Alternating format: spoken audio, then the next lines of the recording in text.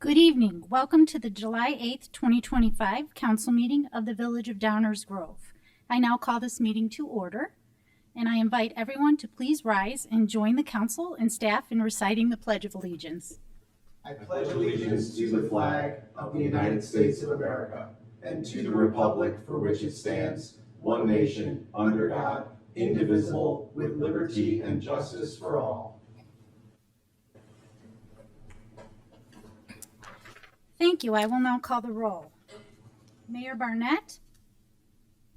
Commissioner Sadowski-Fugit. Here.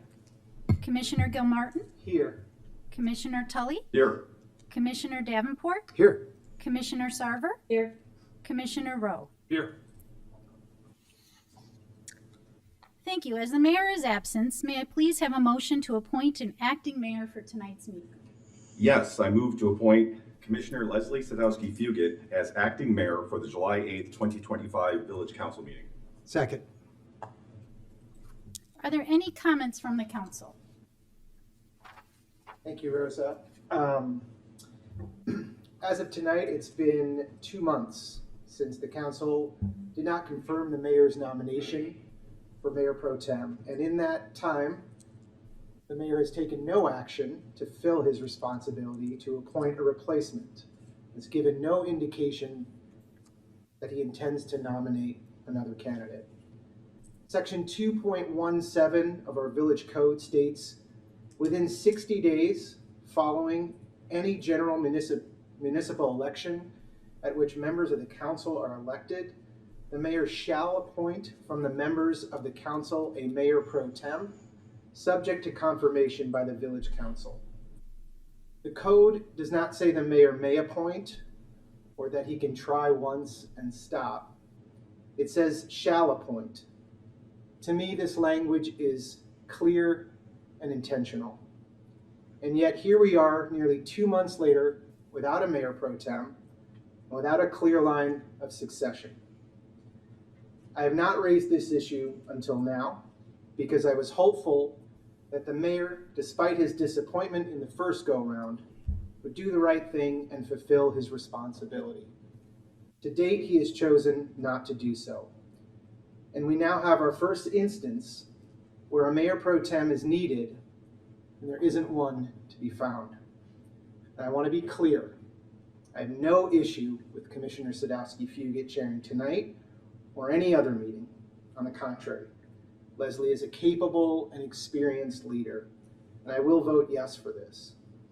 But the fact is, without a mayor pro tem, this responsibility has essentially been assigned at the discretion of the mayor, which I feel underscores the problem. Yes, technically we are about to formally vote to allow Leslie to be the chair, but the unfilled position that would normally lead these meetings leave us without predictability, without consistency, and without a structure the public can rely on. So, at next week's council meeting, I will introduce a new business item to revise section 2.17. The goals of the proposed changes are simple. 1, to ensure we appoint a mayor pro tem in a timely fashion. 2, to retain the mayor's right to appoint a mayor pro tem. 3, to ensure that the council has the opportunity to confirm that appointment as the code requires. And to establish a clear automatic fallback process which mirrors our emergency succession ordinance should no appointment be made or confirmed. Now, my intention was to include this item on last week's agenda, but I was made aware last week that we would not have a full council present. I believe the issue is important enough that all 7 of us should be part of the discussion. I have discussed with you many already, and I feel like we can close this gap and move on. I know we have a broader governance discussion scheduled for next week, and I welcome that conversation. But given the lack of action and the implications that come along with it, along with the many other topics around governance that will span multiple meetings, I believe this matter must be pulled forward and addressed directly. Despite how some may characterize this, it's not about who gets the gavel. It's about structure and accountability and the expectation that we govern with critical redundancy, transparency, and intention. I look forward to a thoughtful discussion on this when the full council is present next week. Thank you, Rosa. Are there any further? I wasn't prepared for that, but my comments are, obviously I made the motion, so I have no issue with that. But my comments are directed to also looking forward to the governance meeting. And frankly, Commissioner, that's when I was expecting that we would have that conversation, because you're right, that's not the only issue I think we need to discuss as a council. I had hoped to have it tonight when it was originally scheduled, but obviously we're not having it. So whether it comes up through the governance, which is what I think some of us were expecting, or whether it comes up as new business, I don't know the legal implications of what you said, so perhaps maybe we can dispense with some of that and deal with it as a collective. But I do look forward to the discussion. But I'm anticipating that we would be talking about it tonight, but for the absence, we'll be talking about it next week. That's all I have. Any further comments? Okay, then I'll take roll call. Commissioner Tully, Aye. Commissioner Davenport, Aye. Commissioner Rowe, Aye. Commissioner Sarver, Aye. Commissioner Gilmartin, Aye. Commissioner Sadowski-Fugit. Aye. Right, acting mayor. Good evening, everyone.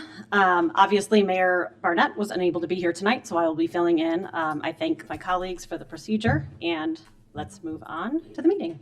So item 3 on the agenda is minutes of previous council meetings. So is there a motion for the minutes from the July 1st council meeting? So moved. Second. Right. Any comments or questions from the council? All those in favor say aye. Aye. Opposed? And that passes unanimously. That moves us on to item 4 on the agenda, which is public comments. So this is the opportunity for the public to comment on items not on tonight's agenda. So in order to give visitors as much time as possible, please try to limit your comments to 5 minutes in length. And again, it's anything not on tonight's agenda. So please come up to the podium if you have anything to say and share your thoughts.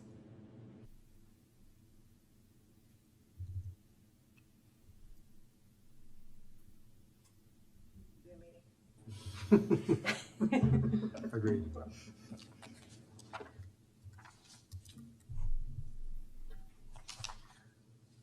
Last week, you discussed sources of funds for guiding DG projects, particularly the downtown streetscape and outdoor dining. I suggested that you raise food and beverage taxes to help pay for those improvements. You should also levy additional fees. For the last 5 years, the charges to restaurants have been nominal fees for using the public ways for seating. There's an application fee of $103, and area charges of $1.60 per square foot for street area, and $1.35 per square foot for sidewalk usage. This is practically nothing, although I understand it does cover some pocket costs for the village to set up and review the permit applications and so forth.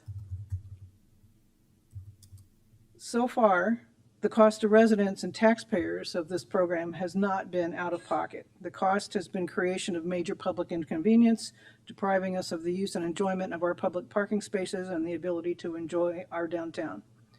There's also been a lost opportunity cost because the charges could have been higher instead of what I think amounts to freeloading for the profit of the restaurants.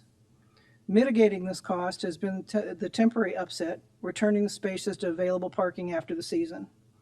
All of this was perfectly reasonable during COVID, but since 2022, this has been a giveaway bonanza to restaurants at the expense of the other non-business restaurant businesses who are actively harmed by the elimination of convenient parking for their customers and clients. Now you're going to permanently eliminate 23 parking spaces and incur hundreds of thousands, if not millions of dollars on top of the planning that costs that have already been incurred. There will be no reprieve reverting to parking in the severe winter months. You seem to be on a path to just give away these public resources to the restaurants for their profit. The village should charge the restaurants significantly for the benefit you're giving them, and they need to have significant skin in the game. Otherwise, it's not fair to the other businesses and the taxpayers. Other suburbs charge higher fees and costs. Naperville's schedule of taxes and fees is much higher than Downers Grove's schedule. Lombard's food and beverage tax is 2%. It's 3% in another suburb. One suburb charges its restaurant $900 per parking spot used and a $5.60 per square foot area charge. That $900 was increased from $600 in 2023. If you'd been charging on a more significant scale over the last 5 years, you might have a kitty to defray some of the costs you're now incurring. The spaces you are eliminating and the sidewalk improvements you will make have value, and there should be a corresponding charge for their use by the users and those who profit from them at the expense of others. These expenditures will have no benefit for me nor the vast majority of the residents. This plan will prevent me and others from coming to the library, enjoying the shops downtown, and having convenient parking. Telling us to drive around 3 or 4 times to find a spot or park in the train lots or here in the village hall is not an answer. I don't want to pay for these improvements that will deprive me of the use and enjoyment of my town. That's adding insult to injury. The least you can do is put the cost burden on the users. Secondly, with respect to the consent agenda item tonight, which there's no opportunity for the public to comment on, you're awarding the design contract for the train station and plaza, and per the presentation, this is $135,000 over budget this year. The presentation says there are funds in the capital fund to pay for this overage, but my question is this: what projects are not being done because the dollars are being deflected to this project? Or could you not transfer capital fund surplus dollars to another fund for another purpose, for example, to apply to the looming pension fund payments? That would benefit all the residents and taxpayers, not just a few who use the downtown amenities. Finally, the presentation said that you received 3 bids. So who submitted the other 2 proposals and what were their costs? I noted that on the other contract that you have up for review and approval, the consent agenda lists the other bidders and the proposals. Why not here? Were those proposals higher or lower than the one you have now? Curious to know. Thank you. Thank you. Anyone else have anything not on tonight's agenda? Nobody else stood up, so I guess I'm back in cleanup. Good evening. I'm Bill Ulrich, residing at 6761 Meadowcrest Drive, and a member of Accessible DG, a group of residents working to bring more affordable and supportive housing options to the residents of Downers Grove. You can find us on Facebook, and I'd like to invite everyone, because you all need another meeting next week, to an information session regarding the chance to bring a 708 Community Mental Health Board to Downers Grove Township. Downers Grove Township is the only one in DuPage County that does not have a 708 board. And we'll be talking about the value of that to the community and also the ways that it can be implemented. The session will be on July 16th, Wednesday, at 6 p.m. in the North Meeting Room at the Downers Grove Public Library. Finally, Accessible DuPage is excited to see language supporting affordable and supportive housing in the draft of the comprehensive plan, which was originally expected to be given a first reading and a vote here in July. That's obviously not happening tonight. I'd like to just find out, has the schedule changed for the comprehensive plan? Is that been pushed back, or is, okay. We'll leave the question there. We'll get back So- to you. Thank you. Anyone else, anything not on tonight's agenda? 6 o'clock on 16th, right? All right, seeing none, thank you very much to those who shared their concerns and ideas with the council. Next up is item 5, our consent agenda. Is there a motion concerning the consent agenda? I move to approve the consent agenda as presented. Second. All those in favor say aye. Aye. Opposed? That passes unanimously. All right. Next up is our active agenda. These are items on which we will take a vote tonight that we have previously discussed, sometimes once, sometimes more than once. This evening, we have just one item, and that is an ordinance authorizing an extension of a special use.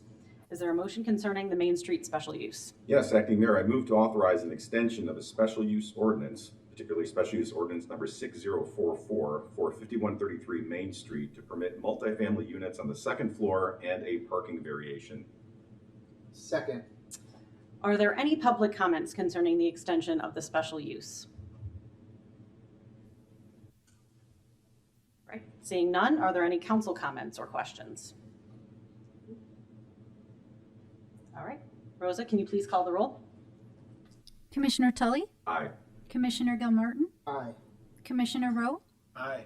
Commissioner Sarver, Aye. Commissioner Davenport, Aye. Acting Mayor Sadowski-Fugit. Aye. That motion passes 6-0. Next up on the agenda is our first reading. These are items on which we will not be taking any action tonight, but rather just discussing tonight for the first time. They may come up again in another first reading, or they may be on an active agenda in the future. And for the first reading, I'll hand it over to you, Dave. Thank you, Acting Mayor. Two items on tonight's first reading agenda. The first is a motion considering an award of contract for water main installation. And here to provide background information on this contract is our Director of Engineering, Scott Vasco. Thank you, Manager Fieldman. Good evening, Council. Tonight I'll be presenting on the 2025 Water Main Improvements Contract B. This is the second water main contract that we have planned for this year. So this project was bid in June, and 2 bids were received. A-Lamp Concrete Contractors was the low bid at $1,584,803.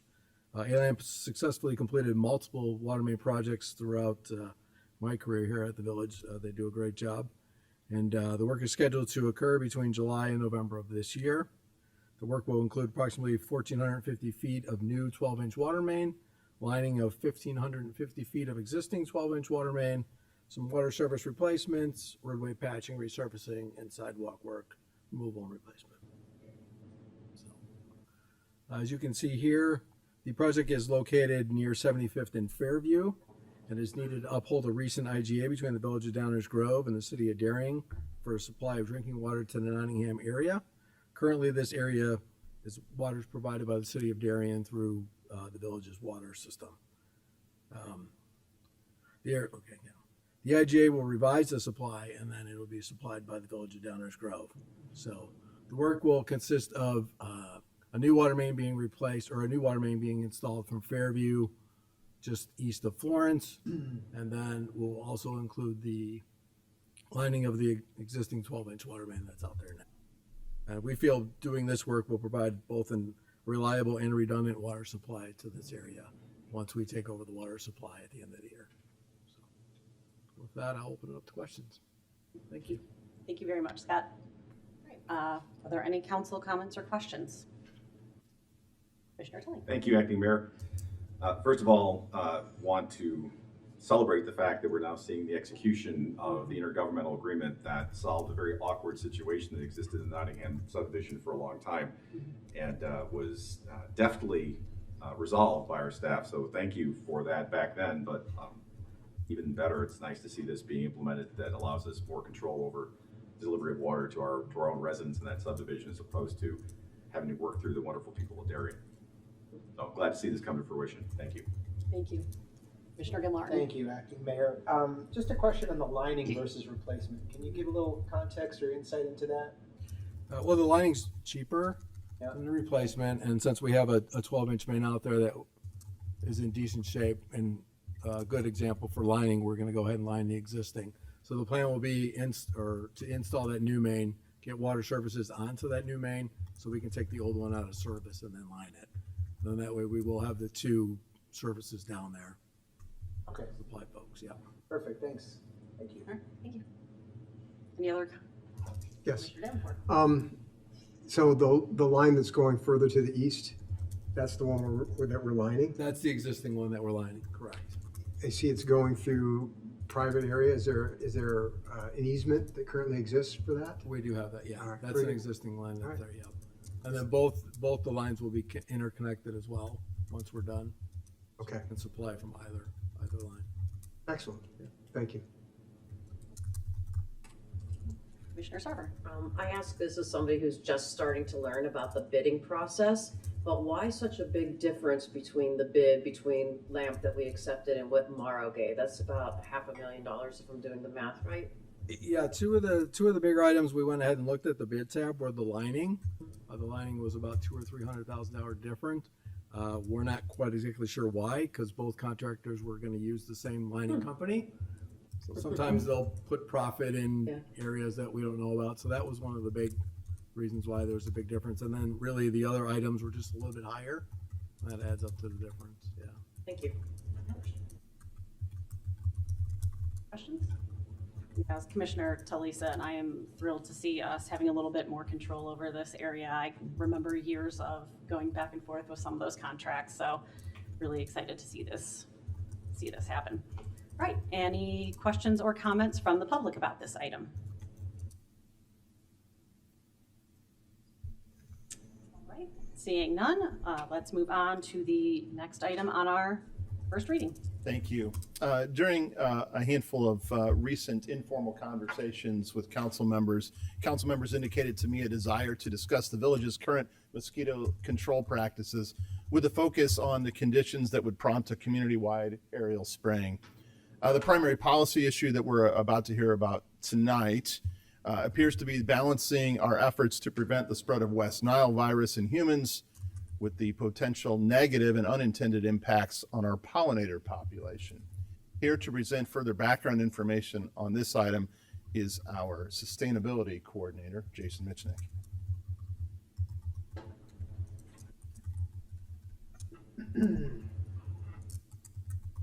Good evening, Council. It's good to be back with you this evening. A couple of new faces since the last time I was up here. So I'm Jason, the Environmental Sustainability Coordinator.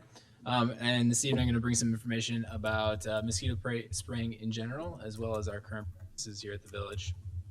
So thinking about the role of our recently adopted environmental sustainability plan, there's a number of key recommendations related to improving biodiversity within our community, improving our procurement practices to reduce environmental impacts, as well as promoting a better relationship with our natural environment.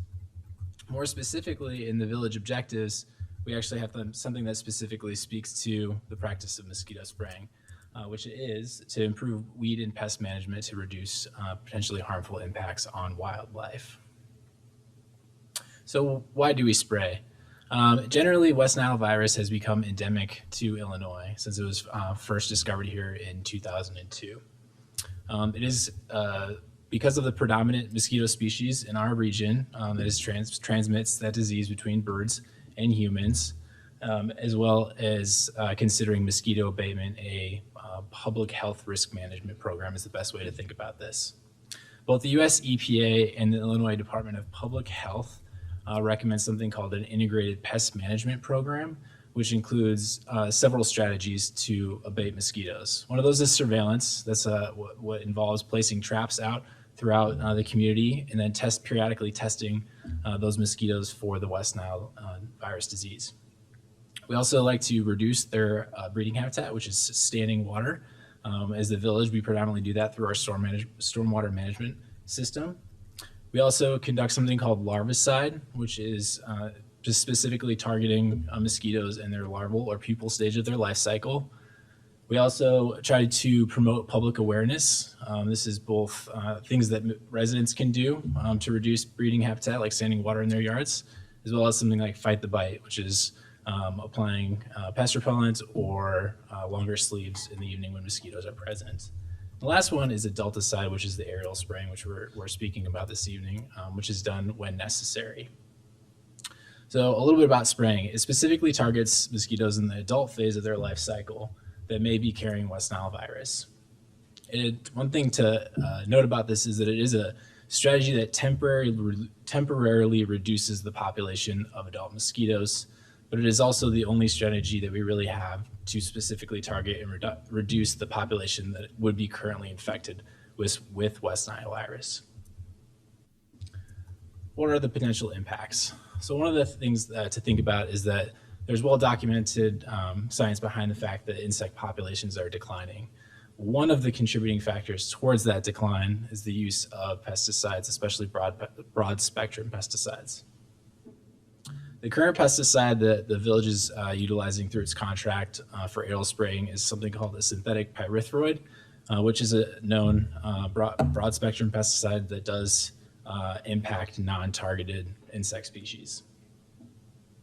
Another thing that contributes to the loss of insects is the loss of habitat for their natural predators, things like dragonflies, birds, bats, etc. The village has made investments in promoting pollinator habitats in both on village property as well as trying to promote that on private property as well. And something, again, that the sustainability plan directly speaks to is trying to promote pollinator and natural habitats. So in terms of the current practices and policies, one of the really important things that we found out as we were looking into this is there really isn't a central agency that coordinates mosquito abatement. So the DuPage County Health Department and the Illinois Department of Public Health are work on the surveillance side of this. So they do the surveillance and they publish that data, but it's really local governments that have the duty and the discretion on how they actually implement mosquito abatement. Currently, the village contracts with a company called Clark, and they do a couple components of what's considered an integrated pest management program. So they do the surveillance, they have their own traps, as well as relying on the publicly available data through the state. They conduct larvicide twice a year. So there's like the mosquito dunks, those are tablets they put into stormwater inlets and catch basins. They do that once throughout the community and then a booster later on in the season. And then adulticide, which is the aerial spraying, is something that's done at the discretion of the village. So this is something that Clark will work with us and make a recommendation. So what they're looking for in making that recommendation is a couple of things. So one would be that they're in a test site in Downers Grove, that they have a positive sample for West Nile virus. They may also look and see that the traps in communities surrounding Downers Grove have tested positive for West Nile virus. There could be a human case of West Nile within the community, or they may just generally see a positivity trend going upwards in kind of the county or the region as a whole. So they would make that recommendation and working with staff make the determination to conduct the aerial spraying. So for presentation, for your discussion and consideration, we've kind of identified a couple options. So the first would be to continue forward with the way that the program currently works and how we determine and carry out aerial spraying. The second is to establish a threshold for when we would go with spraying, so they can think about this as a spectrum. So on one end of the spectrum would be kind of routine maintenance spraying. This would be requiring a couple sprays per season. We could look at, similarly what we're doing now, one positive test in Downers Grove or multiple positive tests in surrounding communities. We could think about this more of as an ongoing trend. So positive tests within Downers Grove were over a period of time, something like 3 weeks. The DuPage County Health Department also has something called the Personal Protection Index that they issue on a weekly basis. If the county elevated that to either a moderate or high, could potentially be a trigger for when we would determine to conduct aerial spraying. And then on the other end of the spectrum would be that we would no longer do aerial spraying. We've also identified some operational changes that would potentially still be effective while also reducing the risk of impacting non-target species. One thing would be to work with Clark to install additional traps within Downers Grove so we have more localized data to know exactly what's going on within the community and make better informed decisions. The second one is that we can change the chemical that's being used in the spray. So moving from that synthetic pyrethroid that's a broad spectrum insecticide to moving towards something that's considered an organic botanical pesticide. That does come at an additional cost. It's a more expensive chemical. And then the third one would be to enhance what we consider no spray zones. So currently they don't spray as they're going around like the pollinator gardens at the Belmont underpass. But we can also look at all of the natural areas that we have within the village and identify those as no spray zones as well. And with that, I would turn it over to council for either questions or discussion. Thank you. Jason. And just one quick clarification before we go on. Those operational changes that Jason just spoke of, those that have come to light in the last couple of weeks, we plan on going ahead and making those operational changes unless we hear otherwise from the council. That's something we can likely handle at the staff level. Right. Thanks, Dave. All right, just for background, I'm sure it's not going to come as no surprise that this is something I've been discussing with staff for years, and now a few others have brought it up. So I'm excited to start having this conversation, and does anybody want to kick us off? Commissioner Sarver. Thank you for your presentation, and I appreciate your commitment to the environment, and I thought that was very clear, and I thank you.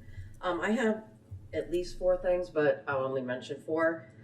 My concerns, and I'll admit I am one of the other council members that agree very strongly with acting mayor tonight about this issue. And as a social scientist, not a scientist, I understand the importance of research, and I understand the variations among research.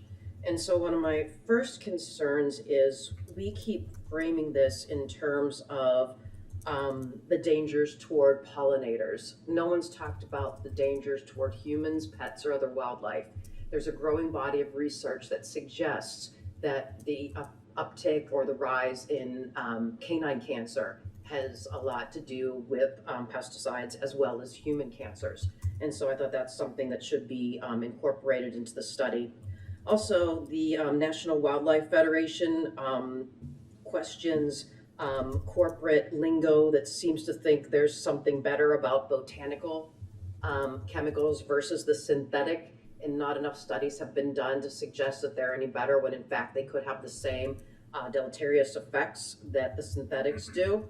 No disrespect to Clark, they're a company, they want to make business, but of course they're going to say things that benefit their business model. And another concern, as somebody that walks around a zillion times a day, there are numerous private individuals hiring their own pesticide and herbicide and whatever companies, and I'm concerned about the interactions between all of those chemicals as well. And so I could go on, but I promised I'd limit it to 4. Fair enough. Thank you. Thank you. Any other questions, comments? Kelly? Thank you, Acting Mayor. I have a question, or maybe just more of a maybe elaboration. And thank you for the thoroughness. From back in the days, the DuPage County Department of Health Mosquito Abatement Task Force, getting into a lot of these details. And I know a Culex mosquito when I see one. Could you speak a little bit about the importance of coordination with surrounding communities? Because one of the issues comes up is that the mosquitoes don't respect borders, and oftentimes chemicals don't respect borders. Sure. And to what extent, I mean, I know we do this, but maybe we can refresh our recollection as to the coordination that we do with other communities in terms of what they spray and when they spray, so that we're not trying to achieve something that's being immediately undermined by our neighbors because they're doing just the opposite. Obviously, because they, as you mentioned, every municipality has its own program, either does it or doesn't, or does it differently. There's no coordination on a township or a county level, at least not here. Sure. And then I'll make my comments. Well, first I'll address kind of the why coordinate aspect of this, right? So the way that surveillance is done is sampling, right? So you're not able to really track the mosquito population as a whole. So a couple of traps here and there is telling you really kind of a small percentage of what's going on in the mosquito population as a whole. So it is one of those things, because of the complexity of it, that you do kind of have to look at this as not just within the jurisdiction of Downers Grove, but kind of what's happening within the region, because that population exists at that scale, right? So that is the component of why I think coordination between communities is important. That's something that we've done. I'll defer to Manager Fieldman to talk a little bit about the history of how we have made that decision, though, in the past. Yeah, we work closely with our neighboring municipalities just to coordinate efforts with Clark. It just so happens that our neighbors also use Clark, and so there's an efficiency that can be gained by spraying all at the same time or successive nights. So it helps in messaging as well when multiple governments are having the same announcement of this mosquito spraying within a couple of days, because you go in and out of jurisdictions from townships to municipalities, et cetera. So just a practical element of efficiency in operations as well. Thank you. Appreciate that elaboration. In terms of raising the issue, thank you for raising the issue. It comes up every season, and it is one of those things that is always about a balance. Because when we don't spray, we get phone calls. Why haven't you sprayed? I'm concerned about my health. West Nile is high. When we do spray, we get phone calls. Why are you spraying? My pets, my pollinators, and everybody's right. That's the problem. So it's always about striking a balance. I appreciate the recommendations that have been made, the operational changes, and I don't know enough about the chemicals to know whether they make a difference or not, but if they do, I think those operational changes that have been proposed make perfect sense to me. And whether we should have a different threshold for when to spray, I'm open to that. I mean, it's what makes sense. But it's always about striking a balance because, again, if we do spray, the phone will ring. If we don't spray, the phone will ring. And it's constantly trying to use the best information that we have available to try to strike the right balance. So I'm open to making adjustments that make sense.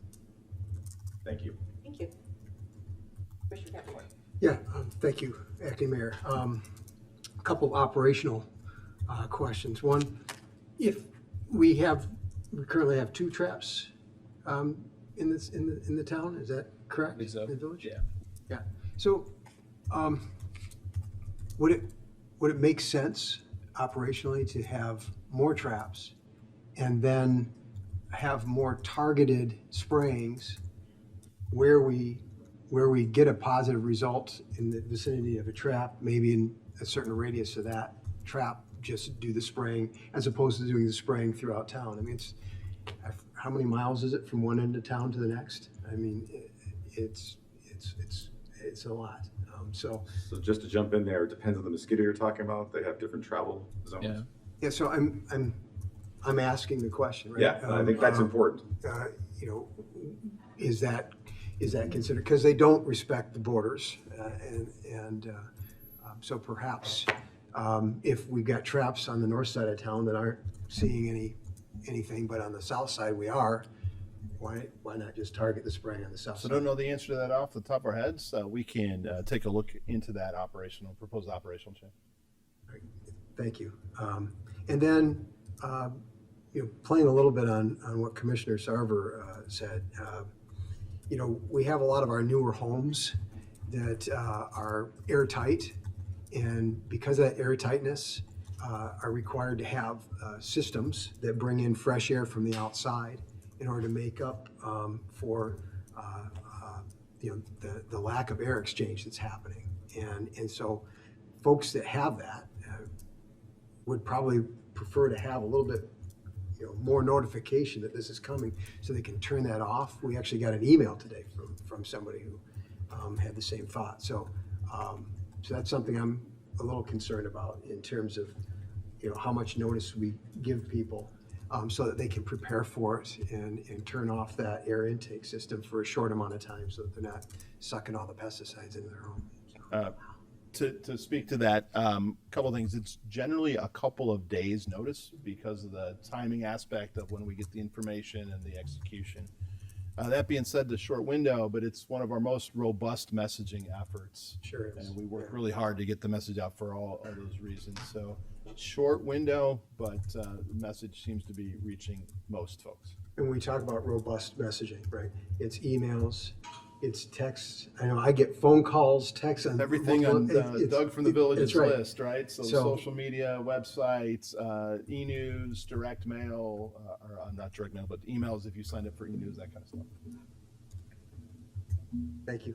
I have a related question.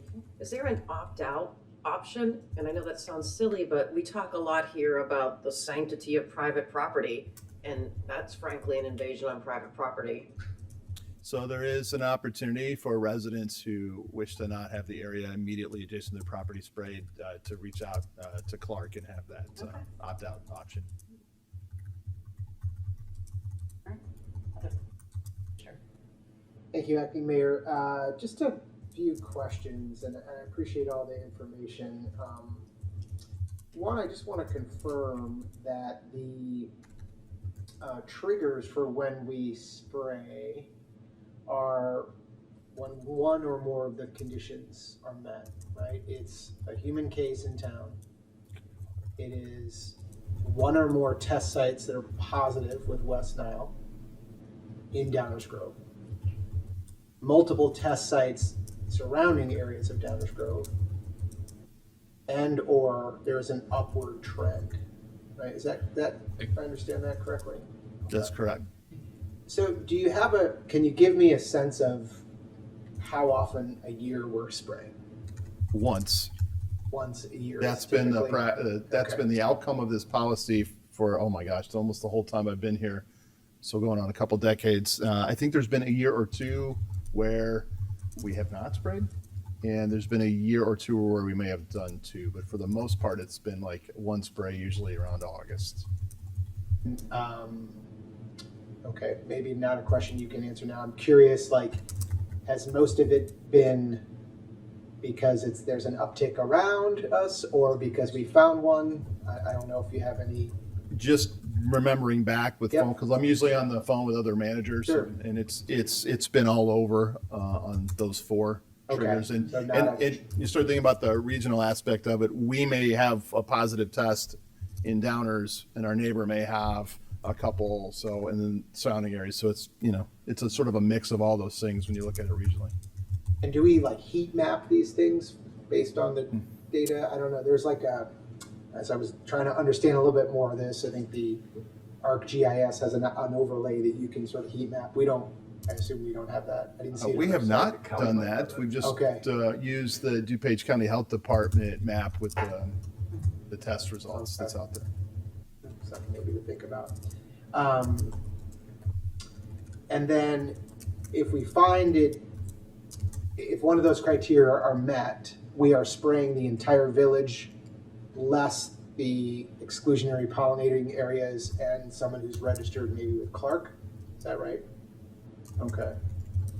And I think the last question I have is, I know that there is a method by which you sterilize male mosquitoes. Has that ever been discussed or talked about? That did not come up in our conversations Okay. with Clark. I mean, from my research on this, that is something that's kind of more on the kind of scientific forefront than Okay. is a standard practice in mosquito abatement. Okay. Cool. Yeah, and I think, I sympathize, I guess, maybe empathize with the fact that the health departments maybe don't give the best direction, and in some cases, I mean, the Illinois Department of Public Health seems very down on fogging. In fact, I think they call the effectiveness of it only when it's in the air, and the downside Correct. can linger and last. So, Yeah. Given sort of the discussion tonight and the information that was provided, I think I would be more inclined to look at a higher threshold than maybe what we currently have. And that's why I'm sort of interested in the mix, and that makes a difference to me. I guess if it's found in Downers Grove, it might trigger more to me than upward trends in the area.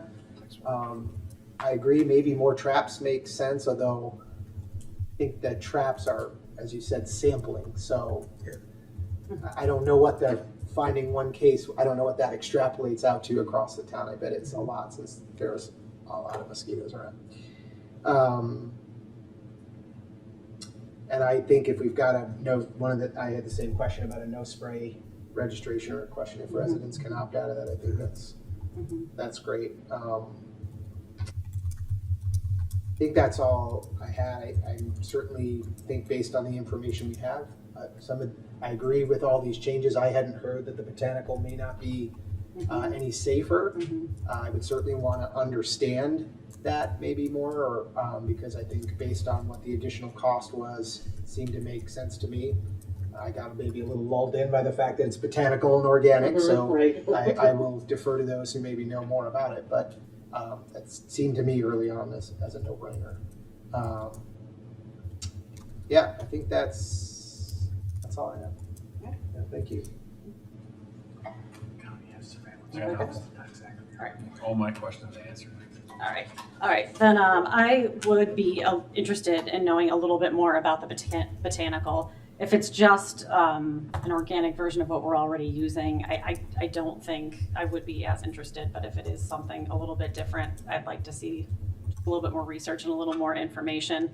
Again, yes, just because it is organic or botanical does not necessarily mean that it isn't going to have negative impacts on wildlife. I mean, there are plenty of natural things that can kill us. So, I mean, doesn't always mean that it's going to be something positive. I obviously would prefer not to spray at all, but again, we'll be open to having those conversations about having the higher threshold. I know that mosquitoes obviously cross borders, but given our new sustainability plan, I would really like to see us take a little bit more leadership on this issue.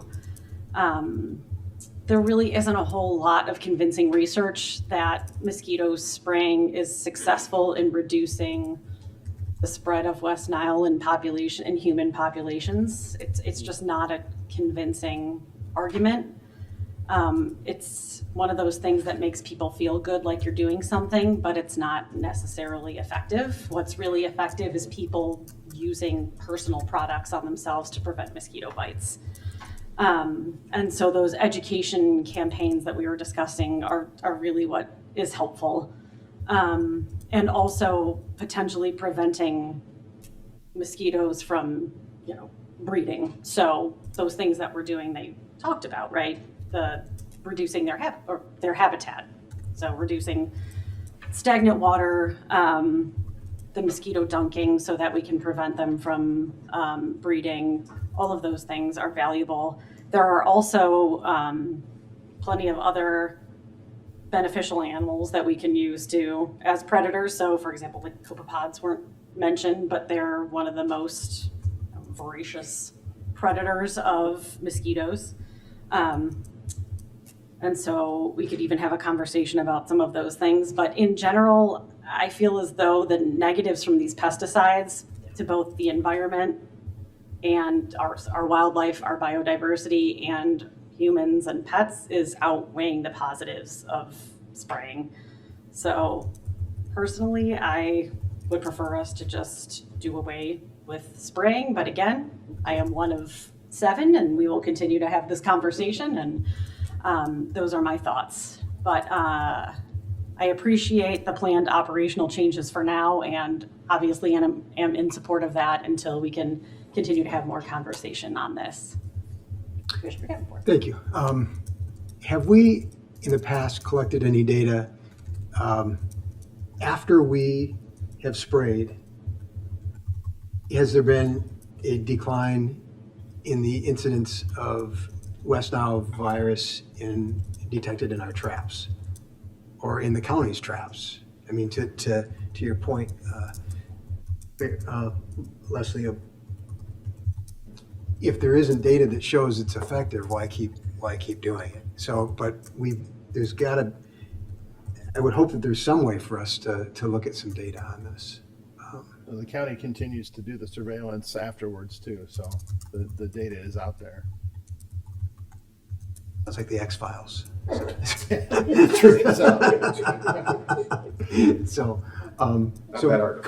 So could we see if there's some correlation where actually we can see that there has been some effectiveness after spraying, and then we could gauge that a little bit better, perhaps with additional traps. If we had many additional traps in Downers Grove and we were on top of it a little bit more, and we continued the spraying for the next 2-3 years, we could kind of compile our own data to see whether or not it's effective, and then make a judgment at that time.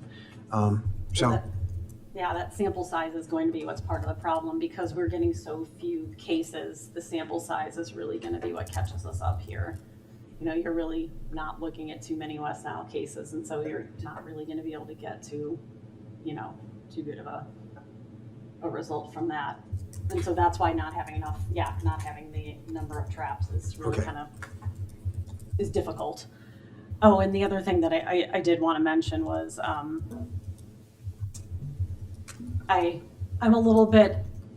appreciate the fact that Clark put on here from their website, they have the information about the impacts of mosquito spray treatments on caterpillars and bees and things like that. But I mean, 1, again, they're a company trying to sell us products. But 2, I've seen the Louisiana study used elsewhere. And I believe that one was posted, I think that one was from a +1, if I'm correct. And that is an open access journal where folks can basically kind of quickly post their results. Oh, that's what. Yes, and so it doesn't go through quite the same vetting process that a lot of peer-reviewed research does. And so Still peer reviewed. it is, but not quite the same level No. as some of the more intensive journals. And so I would look for them to post their results in a little bit more, I don't know, how do I say it? Reputable. Yeah, or a higher impact Rigorous. factor journal, say, if, I mean, it is peer reviewed, but it's not quite, it's more used to try and get information out a little bit quicker than your traditional journals, but I'll just say, I'm not always thrilled by what I see in PLOS One. And to just build off that and reiterate what I said earlier, instead of seeing self-serving articles, I'd rather see more articles about the effects on other beings. And I think that, just to highlight her point, as a dorky social scientist who's had to publish as part of my career, the peer review process is very rigorous. Journals are known whether to be of certain calibers, and some journals and a lot of the open access ones are predatory. And so I think we need to be very careful where we get our research from for something as sensitive as people's lives. I'm done. Thank you. Mr. Martin. Yeah. So I think I'd like to know a little more about the biopesticide. I don't think it's just research only. So I'd like to, I think there are some companies that do provide it, and I think there's some regulation, things like that, but I'm curious as to that as an option. And I think, Mike, maybe you were getting to this point, but I do also think it's important if we're looking at the research of the impact of these pesticides on humans and our environment and our pets, that we also are looking at the impact of their ability to help stop the spread of these diseases, because I don't think it's just West Nile, that's the big one, but that's the balance I think Martin was talking about. I think I would just want to put my initials next to that as well to make sure we are looking at both sides of that. Anything we can do, I support trying to be as environmental as we can, but the balance, as Martin said, is important as well. So, yeah, thank you. Any other final comments, questions? All right. Any comments or questions from the audience on this topic?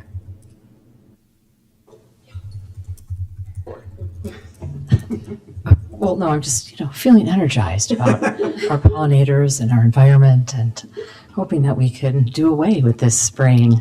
I think I didn't know that we could opt out, Dave. So I think if you continue to spray, when you do your calls and emails, to let us know that we can contact Clark and say, I don't want it, because that's not what we're doing in our yard. And I know a lot of people are doing a lot of pesticides and things in their yards that I don't do. And, Creeping Charlie isn't any fun, but I also have a lot of butterflies and things in my yard that I want to see survive. We've got a lot of fireflies in our neighborhood.